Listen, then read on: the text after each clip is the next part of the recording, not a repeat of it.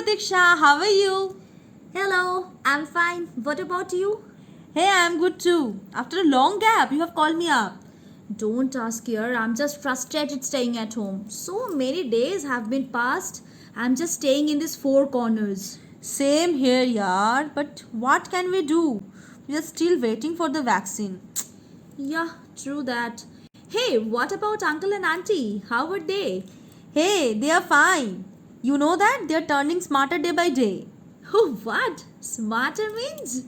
Yeah, nowadays they are using Smart Engine app in their phone, and this app has every unique features that you can't even imagine. From booking tickets to daily news, update on jobs, social media, entertainment on channels, and so many options are available in this app, you know? Oh, really? There are apps like this? I didn't know that. And here, so many options are there. You can set the smart appointment, group meetings, which will notify you before the meeting. In other hand, you can access multiple things from a single application. Oh, I see. Great. Then I must download this app. Actually, I often forget about the important meetings. Then I can set appointment details and save it over there.